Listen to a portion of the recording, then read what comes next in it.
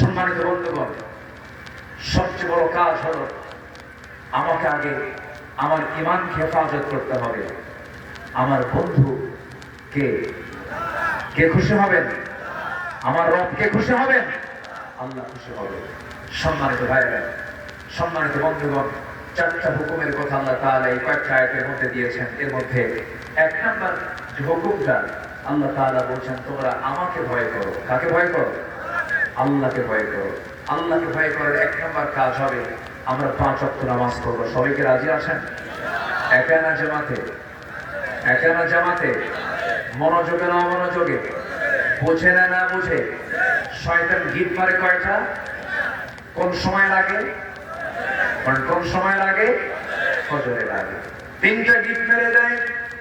3টা গিট মেরে দিয়া শয়তান বলে, আলাইকা লাইলুন তাবিল, তোমার জন্য রাত অনেক লম্বা। রাসূল বলে দিলেন, সেই সময় যদি কোনো বান্দা এই 3টা গিট যদি ছুটাতে চায়, তার 3টা কাজ করতে হবে। নাম্বার 1, সে আল্লাহর নাম নিয়ে সুন্দর দোয়াটা পড়ে, ঘুম থেকে ওঠার দোয়াটা পড়ে সে যদি বিছানায় উঠে বসতে পারে, একটা গিট ছুটে যায়। সুন্দর করে যখন ওযু বানায় নেয়, 2টা গিট ছুটে যায়। যখন সে নামাজের জন্য যখন পায়ে হেঁটে হেঁটে মসজিদের দিকে রওনা দেয়, নামাজে যখন দাঁড়িয়ে যায়, 3টা গিট ছুটে গেল। জোরে কোন সুবহানাল্লাহ। আর এই 3টা গিট যদি শয়তানের সকালবেলা যদি ছুটাতে পারে, সারাদিন ওই বান্দার কাছে শয়তান আর সহজে আসতে পারে না। সবাইকে নামাজ পড়তে রাজি আছি? 5 ওয়াক্ত নামাজ পড়বেন কারা কারা? একটু হাত তুলে দেখান তো দেখি। সবাইকে রাজি আছেন? জোরে বলি ইয়া আল্লাহ, আরো জোরে ইয়া আল্লাহ। আমাদেরকে 5 ওয়াক্ত সালাত আদায় করার তৌফিক তুমি আল্লাহ দিয়া দাও। জোরে বলি আমিন, আরো জোরে আমিন, আরো জোরে আমিন। আল্লাহ মুসল্লি দেখতে চান ইয়ারলি না ডেইলি? মান্থলি না ডেইলি? বলেন বলেন কি? ডেইলি। নামাজ হবে কয় ওয়াক্ত? 5 ওয়াক্ত। আমরা পড়বো, জোরে বলি ইনশাআল্লাহ। ভয় করবো কাকে? আসতে বলে না, ভয় করবো কাকে? ভয়টা কি জানেন? সাইয়েদুল ওমর ফারুকের নাম সবাই শুনছেন তো? ওমর ফারুকের নাম কয় নাম্বার খলিফা? বলেন কয় নাম্বার? ইসলামের খলিফা কয়জন? বলেন কয়জন? 4 জন। এবং 2 নাম্বার কে? 1 নাম্বার আবু বকর। এগুলো কি মুসলমানদের জানা কম দরকার না বেশি দরকার? বেশি দরকার। ইসলামের চর্চা, ইসলামের যে কালচার গুলো জানা দরকার আমাদের। অনেকদিন আগে এক মাহফিলে বললাম, ওমর ফারুককে চিনেন কি? সামনে থেকে একটা ছোট্ট ছেলে দাঁড়ায় বলল, আমি চিনি। কে? আমাদের বাড়ির দোতলায় ভাড়া থাকে। ছোট মানুষ তো, আমি বললাম, তুমি 100-তে 100 পাইছো। সাইয়েদনা ওমর সে ওমর নয়। অর্ধ দুনিয়ার শাসন করত, অর্ধ দুনিয়া, যাকে দেখে রোম পারস্য থরথর করে কাঁপত। যিনি গোটা অর্ধ দুনিয়া শাসন করেছেন, তার যে এরিয়াটা ছিল এখন প্রেজেন্ট ওয়ার্ল্ডে, তাতে 40টা রাষ্ট্র গঠিত হয়েছে। কয়টা রাষ্ট্র? 40টা রাষ্ট্র। সাইয়েদনা ওমর ফারুক রাদিয়াল্লাহু তাআলা আনহু। তাকওয়া কাকে বলে দেখেন? তিনি একদিন তার পরিবারের জন্য কলসিতে করে কূপ থেকে পানি তুলে মাথায় করে আনতেছে। কিসে করে? মাথায় করে, কলসিতে করে মাথায় করে নিয়ে আসতেছে। হঠাৎ করে একজন প্রশ্নকারী তার সামনে দাঁড়ায় গেল। দাঁড়িয়ে গিয়ে বলতেছে, খলিফা ওমর ফারুক, আমার একটা জিজ্ঞাসা ছিল। বলো। মাথায় কলসি, আমি জিজ্ঞাসা করি কেমনে? দয়া করে মাটিতে নামা। উনি করলেন কি, মাথার কলসিটা মাটিতে না নামায়া উনি হাঁটুতে রাখলেন। কোথায় রাখলেন? হাঁটুতে। হাঁটুতে রেখে বলেন, কি প্রশ্ন বলো?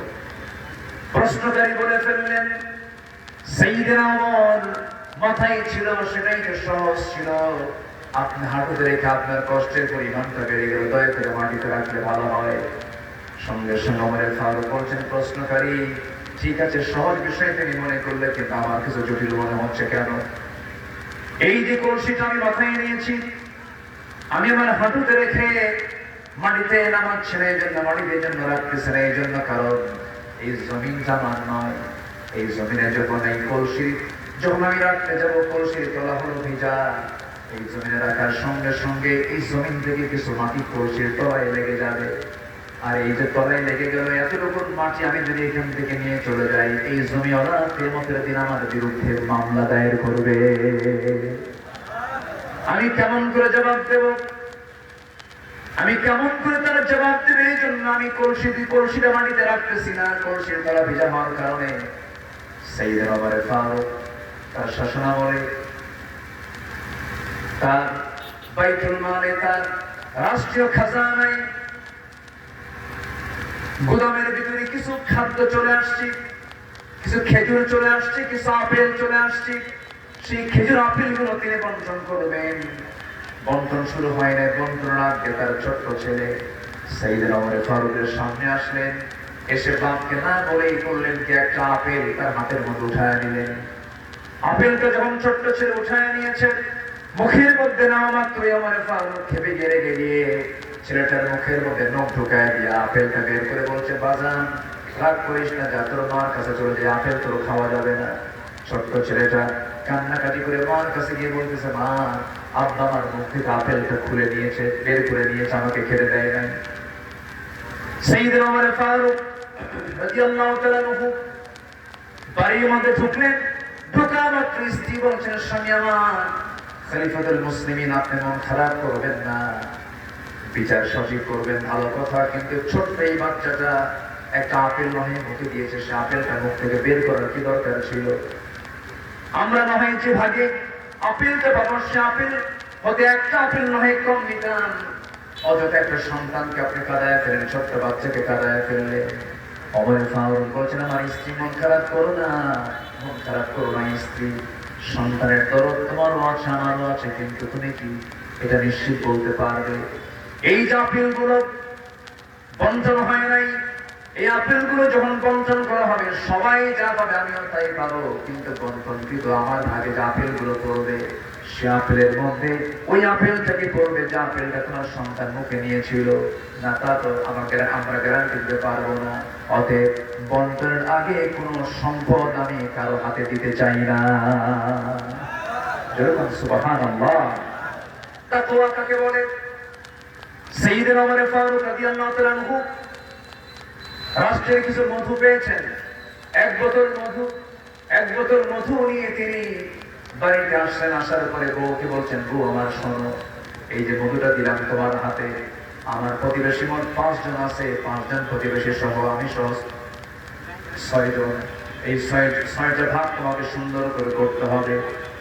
প্রথমে প্রতিবেশীর হাতে হাতে মধু দিয়ে এসে আমার হাতে আমাদের অংশটুকু তুমি নিয়ে নিবা। এই মধুর বোতল হস্তান্তর করার সঙ্গে সঙ্গে ওমর ফারুক বলেছেন, স্ত্রী মন খারাপ করো না, মধু তোমাকে ভাগ করতে দেব না। আস্তে করে মধুর বোতল নিয়ে নিলেন। বলেন তো, বইয়ের হাতে মধু ভাগ করে দেওয়ার দায়িত্ব দেওয়ার পর সেই মধুর বোতল যদি হাতে আবার ফেরত না হয়, খুশি হওয়ার কথা না রাগ হওয়ার কথা? শুধু রাগ না, ভালোই রাগ। আসতে পারে, হ্যাঁ, কিছু লাগবে তো নাকি? স্বামী স্ত্রীর মধ্যে লাগে না? না, মনে হচ্ছে আপনারা সবাই ফেরেশতা হয়ে গেছে। স্বামী স্ত্রীর মধ্যে কি দ্বন্দ্ব হয়? আজ থেকে দ্বন্দ্ব হয়। যদি দ্বন্দ্ব নাই লাগে, মহব্বত জমবে খেলবে। কিছু দ্বন্দ্ব তো লাগতেই হয়। ক্যাসাল লাগলে মহব্বত কমে না বাড়ে? এটা মাত্রাতিরিক্ত হওয়া যাবে না। মাত্রাতিরিক্ত হলে বাড়ি লাগে, লাগে। কিন্তু পরিবারের ঝগড়া বিবাদ মেটানো দরকার কি? বাইরের লোক দিয়ে না নিজেরাই? আসল বাইরের লোক দিলে নিজেরাই। আপনার স্ত্রীর বিচার আপনার চেয়ারে করবে কেন?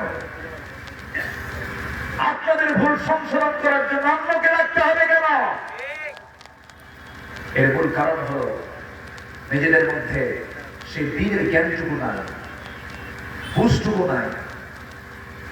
সম্মানিত ভাইরা, গন্ডগোল করতে করতে এক পর্যায়ে তালাক পর্যন্ত দিয়ে দেয়।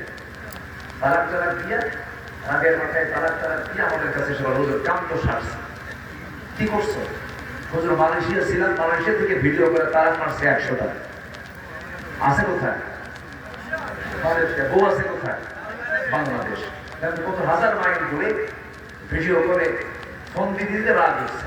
তালাক দিয়ে বলে, হুজুর কাম সারছে, হুজুর আমার মেয়ে বাচ্চা আছে, ছেলে বাচ্চা আছে, হুজুর রাগের মাথায় তালাক দিচ্ছে। হুজুর একটা ফতুয়া জিজ্ঞাসা কি, রাগের মাথায় তালাক দিলে কি তালাক হয়? দেখছেন কি ফতুয়াটা জিজ্ঞাসা করবে? আচ্ছা, কেউ কি মহব্বত করে তালাক দেয়? কেউ কি তার বউকে ডাক দিয়ে বলে ময়না রাগ করো না, আমি না তোমার তালাক দিই? এরকম করে কি মহব্বত করে তালাক দেয়?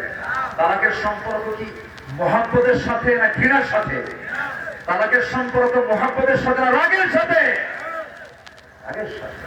অসংখ্য পরিবার আছে তালাক দিয়া আমার সেই বউ কিনে সংসার করে, মানে জেনার সংসার বানায় ফেলেছে তারা, ঠিক কিনা? ভুল বলছি আমি ভুল বলছি? এই রাগারাগি আল্লাহ পছন্দ করেন না। কিছু খুনসুটি হয়, কিছু অভিমান হয়, কিছু রাগ হয়, কিন্তু বউকে পিটানো তো সুন্নতে মুআক্কাদা। সবাই মুসকে মুসকে আসে। এখানে বউ পেটার স্বামী নাই তো নাকি? এত আছে? হ্যাঁ, এখানে বউ পেটার স্বামী আছে নাকি? নাই। মান সম্মান আছে না? মনে করবো নাই। যদি থাকেও যৎকিঞ্চিৎ থাকলে আজকের থেকে সংশোধন হয়ে যাবে। আমার নবীজি কোন স্ত্রীকে মেরেছেন এমন কোন হাদিস একটা দুবার হাদিসে কেউ দেখাতে পারবে না, কেউ দেখাতে পারবে না। আমার নবীজি 4 স্ত্রীর সামনে একদিন বসা। কয় স্ত্রীর সামনে? 4 স্ত্রী। আচ্ছা, এক স্ত্রী বলা সহজ না 4 স্ত্রী বলা সহজ? হ্যাঁ, একটা। 4 স্ত্রী বলা কি কঠিন না? আসতে পারে কঠিন না সহজ? 4 স্ত্রীর সামনে রাসূল বসা। হঠাৎ করে একজন বলতেছে, হুজুর আপনি কাকে সবচেয়ে বেশি ভালোবাসেন? আমার রাসূল বললেন, কেন কেন আমাদের মধ্যে গন্ডগোল আছে? স্যার শুনে বলে আমাকে, কিন্তু আপনার মুখ থেকে আমরা শুনতে চাই। বলেন তো, প্রশ্ন কি সহজ না জটিল? শুধু জটিল না অতি জটিল? অতি জটিল। আমার রাসূল বললেন, শোনো, তোমরা আমাকে যে প্রশ্ন করছো এটার জবাব আমি আগামীকালকে সকালবেলা দিয়ে দেবো। যাবে 4 জনকে ঘরে পাঠায় দিল। আমার নবীজি করলেন কি, সন্ধ্যা হয়ে গেল, হাতের মধ্যে 8টা খেজুর নিলেন, 2টা করে প্যাকেট করলেন, 2টা করে খেজুর বরাদ্দ করলেন। আম্মা জান আয়েশার ঘরে ঢুকে বললেন, আয়েশা আমি তোমাকে দারুণ ভালোবাসি, আমি তোমাকে মহব্বত করি, আমি তোমাকে 2টা খেজুর মহব্বত করে দিয়ে গেলাম, তোমাকে 2টা খেজুর যে দিয়ে গেলাম এই কথা যেন অন্য কোন স্ত্রী কানে না যায়, সাবধান। দ্বিতীয় স্ত্রী ঘরে গিয়ে এরকম কথাই বললেন, 2টা করে খেজুর দিলেন। 4 স্ত্রী ঘরে গেলেন, সমান করে হক আদায় করলেন, সুন্দর করে মিষ্টি কথা বললেন। এরপরে তিনি চলে আসলেন। পরের দিন সকালবেলা বুক ভরা সানিয়া 4 জনই নবীর সামনে গিয়ে দাঁড়াইছে। এবার প্রশ্ন করছে, হুজুর আপনি আজকে জানাতে চেয়েছেন আপনি কাকে সবচেয়ে বেশি ভালোবাসেন? রাসূল বলেন, গত রাত্রি আমি যাকে লুকোচুরি করে 2টা খেজুর দিয়ে আসছি আমি তাকেই সবচেয়ে বেশি ভালোবাসি। সুবহানাল্লাহ বলবেন না? Marriage life, manage life, marriage life, manage life. বিবাহিত জীবন হলো ম্যানেজ করার লাইফ। তাকে বুঝাতে হবে। বুদ্ধি বেশি কার, নারীর না পুরুষের? আসতে পারে। এটা কি আমার কথা? কার কথা? আসলে কার কথা? সাক্ষী যদি নিযুক্ত করা হয়, ইসলাম বলে পুরুষ যদি হয় 1 জন, নারী হবে কয়জন? কেন? আল্লাহ তো 2 জন নাও বলতে পারতেন, 1 জনও বলতে পারতেন। আল্লাহ জানে যে সাক্ষী মেয়েদের কয়জন লাগবে, আল্লাহ ভালো করে জানেন। আমার রাসূল একদিন বলছেন, তোমাদের মধ্যে তোমরা যারা নারী আছো বেশি করে দান করো, তোমরা বেশি করে দান করো। কেন? তোমাদের মধ্যে 2টা ঘাটতি আছে, একটা হচ্ছে ইলমের ঘাটতি, আরেকটা হচ্ছে ইবাদতের ঘাটতি। ইবাদতের ঘাটতি হলো পুরুষরা সারা মাস নামাজ পড়তে পারে, মেয়েরা পারে? মেয়েরা পারে। এটা মাফ করে দিয়েছেন কে? কিন্তু লস আছে না নাই? আসতে পারে। লস আছে না নাই? সে লস কি আমাদের আছে? সে ঘাটতি আমাদের আছে? তোমাদের আছে ইলমের ঘাটতি। কেন? কেন? রাসূল বললেন, পুরুষ সাক্ষী হলো 1 জন, নারী সাক্ষী কয়জন? 2 জন। মেডিকেল সায়েন্স বলছে পুরুষের ব্রেনের সেল হলো 49টা, মেয়েদের ব্রেনের সেল হলো 39টা, 10টা কম। দোষ কার? আল্লাহ। আল্লাহ তো বুদ্ধি যদি সমান হয় কেউ কাউকে দাম দেবে না তো। বুদ্ধি যদি সমান হয় কেউ কাউকে মানবে? শোনেন, আপনার বউ যত বড় শিক্ষিত হোক না কেন, যত বড় দায়িত্বশীল হোক না কেন, আপনার কাছে আপনার স্ত্রীর কাছে যখন কোনো বান্ধবী আসবে তখন সোজা কি আগে তার রান্নাঘর দেখাবে, রান্নাঘর দেখায় বলবে বোন দেখো তোমার রান্নাঘরটা কেমন হয়েছে, ঠিক আছে? আল্লাহ তাআলা মেয়েদেরকে একটা প্রকৃতি দিয়েছেন, একটা নেচার দিয়েছেন। পরিচালক হবে নারী না পুরুষ? আসতে বলে আরো জোরে, আরো জোরে। পুরুষ। আর রিজালু কাওয়ামুনা আলা নিসা, আছে না? কোরআনের সরাসরি আয়াত, আর রিজালু কাওয়ামুনা আলা নিসা, নারীর পরিচালক পুরুষ হবে। হজে যদি কোনো মহিলা একা যেতে চায় হবে হজ? সবাইকে যাবে পরিচালক। কে যাবে? পরিচালক। কে যাবে? স্বামী, ভাই, বাবা, চাচা, মামা, ছেলে, ভাতিজা, ভাগিনা, যে কোনো পুরুষকে তার মহরম একজন পুরুষকে সাথে নিতে হবে, নচেত তার হজের মতো ফরজ ইবাদত কবুল হবে না, হবে না, হবে না। ঠিক কিনা? তাহলে পরিচালনার দায়িত্ব আল্লাহ তাআলা দিয়েছেন নারীকে না পুরুষকে? যেরকম নারীকে না পুরুষকে? এখন চালায় কারা? আলহামদুলিল্লাহ। নাকি এরা করতেছেন নাকি? আচ্ছা, নামাজে দাঁড়াবেন আপনি, ইমাম হবে কে? আসতে পারে স্বামী হবে না স্ত্রী হবে? স্বামী হবে। আমার বন্ধুগণ, কথার তো কোনো থামা নাই, বহুদিকে কথা চলে যায়। সাইয়েদনা ওমর ফারুকের মতো মানুষ মনে আছে আপনাদের? ওমর ফারুকের মতো মানুষ বইয়ের সামনে থেকে যখন মধুর বোতলটা টান দিয়েছেন, বউটার মন খারাপ, স্বামী আমাকে মাইন্ড করলো, স্বামী আমাকে সন্দেহ করলো, আমি ওজনে কম দেব মনে হয়, মনক্ষুণ্ণতা নিয়ে কথা বলা বন্ধ করে দিয়েছেন। ওমর ফারুক রাদিয়াল্লাহু তাআলা আনহু মধুর বোতলটা নিয়ে প্রতিবেশীর ঘরের মধ্যে ঢুকলেন, ঢুকে বলছেন, প্রতিবেশী শোনো, এই যে মধুর বোতল তোমাকে দিয়ে গেলাম, সমান 6টা ভাগ করবা, সমান 6 ভাগে ভাগ করে প্রত্যেক প্রতিবেশীর ঘরে ঘরে একটা করে ভাগ দিয়া তোমার নিজের জন্য একটা ভাগ নিয়ে তুমি আমাকে সর্বশেষ একটা ভাগ আমারে দিয়ে দিবা, সমান করে ভাগ করবা। কিন্তু সাইয়েদনা ওমর ফারুক রাদিয়াল্লাহু আনহু তার অংশের মধুটুকু নিয়ে সোজা বউয়ের সামনে গিয়ে সালাম দিয়ে বলছে, বউ আমার, আল্লাহর কসম করে বলি আমি তোমাকে ভালোবাসি, মহব্বত করি, আমি তোমাকে সন্দেহ করি না, আমি তোমার প্রতি কোনো সন্দেহ রাখি না কখনো। কারণ আমি রাষ্ট্র চালাই, তুমি আমার পরিবার চালাও, আমি রাষ্ট্র চালাই, তুমি আমার বাচ্চা কাচ্চার জন্য রান্না বান্না প্রস্তুত করো, আমি রাষ্ট্র চালাই, তুমি আমার সন্তানদের সকল কিছুর তত্ত্বাবধান করো, তুমি আমার ফ্যামিলির ম্যানেজার, আমি তোমাকে সম্মান করি, তুমি আমার সন্তানদের মা, আমি তোমাকে সম্মান করি, রেসপেক্ট করি। কিন্তু তুমি আমার প্রতি যদি সন্দেহ করো, ভুল ধারণা হবে। কিন্তু না, আমার স্ত্রী শোনো, এই মধুর বোতলটা আমি তোমাকে দিয়েছিলাম ভাগ করার জন্য, পরক্ষণেই মনে হলো এই মধুর বোতলটা আমি তোমাকে যদি ভাগ করতে দেই তুমি সমান ভাগে ভাগ করবে, কিন্তু মধু তো তরল জিনিস, এই তরল জিনিস যখন তুমি ভাগ করতে যাবে, সমান ভাগে ভাগ করলেও মধু ভাগ করতে নিয়ে 2 ফোঁটা হোক 3 ফোঁটা হোক মধু তোমার নখের সঙ্গে লেগে যাবে। এই 2-3 ফোঁটা মধু তোমার আমাদের অংশে বেশি আসো, তোমাদের হাতে লেগে থাকো, কিন্তু আমি মনে নেই, মন চাই নাই মনে করে মধু ভাগের দায়িত্ব নিজেরা না, আমি অন্যকে দিয়ে দিয়েছি। সুবহানাল্লাহ। এটার নাম তাকওয়া। এটার নাম কি? আসতে বলবেন, এটার নাম কি? তাকওয়া। সাইয়েদনা আলী রাদিয়াল্লাহু তাআলা আনহু, সাইয়েদনা আলী রাদিয়াল্লাহু তাআলা আনহু শীতের ভিতরে, প্রচন্ড শীত, আরব গালফের ভিতরে মাসে বছরে 1 মাস 2 মাস প্রচন্ড শীত থাকে। প্রচন্ড শীতের মধ্যে রাষ্ট্রের কিছু কম্বল তার কাছে জমা হলো, শত শত নয়, হাজার হাজার কম্বল। পার্শ্বে কম্বল রেখে সাইয়েদনা আলী থরথর করে কাঁপতেছেন, বলো আলী, পার্শ্বে কম্বল, তুমি হলে প্রথম একজন নাগরিক, ফার্স্ট ক্লাস নাগরিক, প্রথম নাগরিক এই রাষ্ট্রে। এতগুলো কম্বল থাকার পরও তুমি থরথর করে কাঁপতেছো, একটা কম্বল তুমি তোমার ভাগে পাবেই, তুমি কম্বলটা নিয়ে গায়ে দাও। তিনি বলছেন বন্টন হয়েছে নাকি? না, বন্টন হয় নাই। বন্টন হওয়ার আগ পর্যন্ত কম্বল আমার গায়ে দেওয়া জায়েজ নাই। যেরকম সুবহানাল্লাহ। এটার নাম হলো আল্লাহর ভয়। কার ভয় বলেন? আসতে বলবেন না, কার ভয়?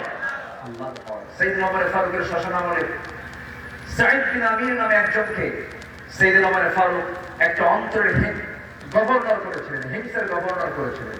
হিমসের গভর্নর করে পাঠালেন, 1 বছর দায়িত্ব পালন করেন। কয় বছর? 1 বছর। সাইয়েদনা ওমর ফারুকের কাছে হিমসের এলাকার লোকজন গিয়ে বলল, ওমর এমন একজন গভর্নর দিয়েছেন, এটা চলবে না, এটা অচল, আপনি তাকে তলব করুন। আমরা তার গভর্নরের দায়িত্ব আমরা মেনে নিতে পারছি না। তার মধ্যে আমরা বেশ 3 থেকে 4টা দোষ পাচ্ছি। কি কি দোষ বলো তো? সাইয়েদনা ওমর ফারুকের সামনে জনগণ অভিযোগ করল, 1 নম্বর দোষ হলো প্রত্যেকদিন অফিসে দেরি করে যায়। আচ্ছা, আমি কি শেষ করে দেবো নাকি? দুই একজন করে উঠে যায়। সমস্যা আপনাদের? অসুবিধা না? অসুবিধা হচ্ছে আপনাদের? আরেকটু সময় আমিও তো যাবো, আমিও তো বাড়ি যাবো। শেষটা আমরা দোয়া করে যাবো। জোরে বলি ইনশাআল্লাহ, আর জোরে বলি ইনশাআল্লাহ। একটু বসে, কত সময় তো আমরা এদিক সেদিক নষ্ট করে ফেলি। চার দোকানে বসলে গোটা রাত পানি হয়ে যায়। রাত 3টার দিকে ব্রাজিল আর্জেন্টিনার খেলা হলে 3টার দিকে আড়াইটার দিকে উজু করে তাহাজ্জুদ করে কয়, আল্লাহ আমার দল যেন জিতে। এরপরে খেলায় বসে কত সময় আমরা নষ্ট করি। একটু বসেন, একটু বসেন। হিমসের গভর্নর সাঈদ বিন আমিরের বিরুদ্ধে জনগণকে রিপোর্ট করছে খলিফার কাছে। 3টা দোষ তার মধ্যে আমরা পেয়েছি। নাম্বার 1 হলো অফিসে যেতে দেরি করেন। নাম্বার 2 হলো সপ্তাহে 1 দিন তিনি অফিসে যান না। নাম্বার 3 হলো মাঝে মাঝে অফিসের ভিতরে রোগীর মতো অজ্ঞান হয়ে পড়ে থাকে।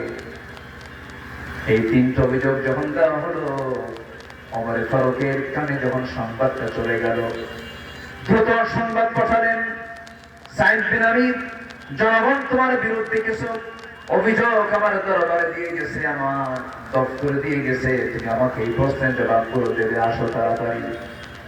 সাঈদ বিন আমির যখন রওনা দিলেন, খলিফা ওমর ফারুকের সামনে গিয়ে দাঁড়ালেন। যারা সত্যবাদী, স্পষ্টবাদী, যারা হকের পক্ষে থাকে, তাদের কি কোনো ভয় আছে নাকি? তাদের ভয় শুধু একমাত্র কার ভয়? আল্লাহর ভয়। সামনে গিয়ে দাঁড়ালেন। দাঁড়ানোর সঙ্গে সঙ্গে ওমর ফারুক বলছেন, তোমার বিরুদ্ধে জনগণ কিছু অভিযোগ দিয়েছে। কি অভিযোগ? বলুন, আমাকে শোনায় দেন। নাম্বার 1, তুমি অফিসে দেরি করে যাও। প্রত্যেকদিন তোমার অফিসে যেতে দেরি হয়। সপ্তাহে তুমি 1 দিন অফিসে যাও না। মাঝে মাঝে তুমি রোগীর মতো অজ্ঞান হয়ে তুমি অফিসে পড়ে থাকো। এইগুলোর কারণটা কি? তুমি এগুলোর জবাব না দিলে তোমার জন্য বড় শাস্তির ব্যবস্থা আছে। সাঈদ বিন আমির বলছেন, খলিফাতুল মুসলিমিন, আল্লাহর কসম করে বলি, যে অভিযোগগুলো আমাকে দেওয়া হয়েছে, 3টা অভিযোগের জবাব আমি একটা করে আমি আপনাকে দিতে পারবো। কি অভিযোগের জবাব তুমি বলো? নাম্বার 1, প্রত্যেক দিন আমি অফিসে যেতে দেরি করি। এবার তিনি জবাব দিচ্ছেন, আমিরুল মুমিনিন, আল্লাহর কসম করে বলি, আমি প্রত্যেকদিন অফিসে ঠিক সময়ে যেতে চাই, কিন্তু যেতে পারি না। এর কারণ হলো আমি হিমস নামক প্রদেশের বড় একজন গভর্নর হতে পারি, কিন্তু আমার বাড়িতে একটা চাকর পর্যন্ত নাই, একজন কাজের মানুষ পর্যন্ত নাই। আল্লাহ আমাকে অনেক সন্তান দান করেছেন, ছোট ছোট বাচ্চাগুলো আছে। আমার বড় সমস্ত কাজগুলো সারতে গিয়ে হিমশিম খান, তিনি একা সারতে পারেন না। এই জন্য আমার স্ত্রীকে পাশাপাশি সহযোগিতা করতে গিয়ে, রান্না বান্না, কাপড় চোপড় ধুইতে গিয়ে, পারিবারিক কাজ করতে গিয়ে আমার এটা দেরি হয়ে যায়। এই জন্য অফিস আসতে দেরি হয়ে যায়। ওমর ফারুকের চোখের কোনায় পানি জমে গেছে, কাঁপতেছে। নাম্বার 2 হলো আমার বিরুদ্ধে অভিযোগ দেওয়া হয়েছে, আমি নাকি সপ্তাহে অফিসে 1 দিন যাই না। আমিরুল মুমিনিন, আল্লাহর কসম করে বলি, প্রত্যেক দিন অফিসে যেতাম, কিন্তু একটা দিন যেতে পারি না। আমার গায়ে যে কাপড়টা দেখতে পাচ্ছেন, এই একটা কাপড় ছাড়া বিকল্প কোনো কাপড় আমার বাড়িতে আর দ্বিতীয়টা নাই। এই কাপড়টা 6 দিন পরি। 6 দিন পরার পর শুক্রবার রাসূল বলেছেন, পরিষ্কার পরিচ্ছন্ন নতুন পোশাক পরে তোমরা মসজিদে আসবে। সেই দিন গোসলটা করো সুন্নাত, আমি গোসলটা উত্তম রূপে করি। কাপড় আমার একটা মাত্র কাপড় ধুইতে দিলে আমি অন্য কোনো কাপড় পরতে পারি না, কাপড়ই তো আমার নাই। সেই শুকায় দুপুর রাত দিয়া জুমার নামাজ পড়তে যাই, এই জন্য সপ্তাহে একটা দিন আমি জুমার দিন আমি অফিস করতে পারি না। নাম্বার 3 প্রশ্ন হলো, মাঝে মাঝে তুমি অফিসে গিয়ে মৃগী রোগীর মতো অজ্ঞান হয়ে পড়ে থাকার কারণটা কি? সাইয়েদনা ওমর ফারুকের সামনে যখন এমন প্রশ্ন যখন করা হলো, সঙ্গে সঙ্গে সাদ বিন আবির বলছেন, সাইয়েদনা ওমর ফারুক রাদিয়াল্লাহু তাআলা আনহু, আল্লাহর কসম করে বলে আমি অসুস্থ নই, কিন্তু একটা কথা মনে হলে পরে আমি অজ্ঞান হয়ে পড়ে যাই। কি সেটা? হুজুর, আপনার প্রিয় সাহাবী, আমার প্রিয় ভাই, সেই সাহাবীর নাম হলো খুবাইব ইবনে আদি রাদিয়াল্লাহু তাআলা আনহু। সেই খুবাইব কি আপনার প্রিয় সাহাবীকে মক্কার কুরাইশরা যখন মক্কা থেকে ধরে এনে, মদিনা থেকে ধরে এনে মক্কার জেলখানায় যখন রাখা হলো, জেলখানায় রাখার পর সেই জেলখানায় থাকা অবস্থায় খাওয়া দাওয়া বন্ধ করে দেওয়া হলো। খাওয়া দাওয়া বন্ধ করলে হবে কি? তারা খাওয়া দাওয়া বন্ধ করেছে কুরাইশরা, আর তারা খাওয়ার বন্দোবস্ত করেছেন আমার আল্লাহ তাআলা নিজে। 4টা মাস যখন খাওয়া দাওয়া হলো না, আল্লাহ তাআলা জান্নাতের খাবারগুলো তাকে খাওয়ায় দিলেন। কুরাইশরা মনে মনে চিন্তা করলো, খুবাইবকে যদি আমরা বেঁচে রাখি, মানুষ তো দিন গ্রহণ করা শুরু করে দেবে, খাওয়া ছাড়া একজন মানুষ কতক্ষণ বাঁচতে পারে?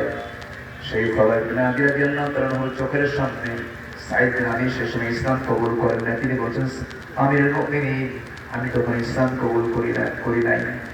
আমি সাইদ বিন আলী, আমি নিজের চোখে দেখেছি খুবাইব বিন আদি রাদিয়াল্লাহু তাআলা আনহুকে আমার চোখের সামনে ধরে আনা হলো, 2 হাত বাঁধা হলো, 2 পা বাঁধা হলো।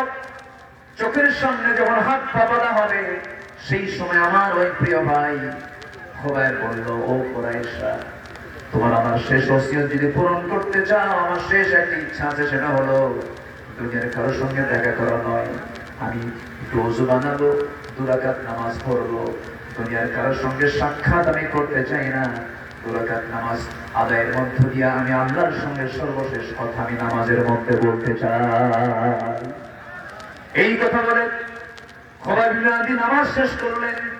নামাজ শেষ করার সঙ্গে সঙ্গে কাউকে আর বলতে হলো না, স্বেচ্ছায় দৌড়ে দৌড়ে ফাঁসির মঞ্চের দিকে দৌড়ে দৌড়ে যাচ্ছেন খুবাইব বিন আদি রাদিয়াল্লাহু তাআলা আনহু। সবাই বলতেছে, খুবাইব রে, মানুষ কি মরার জন্য কেউ দৌড়ায় নাকি? খুবাইব বলছেন, তোমরা আমাকে মৃত্যুর দিকে নিয়ে যাচ্ছ, আর আমার আল্লাহ আমাকে জান্নাতের হুরগুলো একটা একটা করে দেখায় দিতেছেন। যেরকম সুবহানাল্লাহ।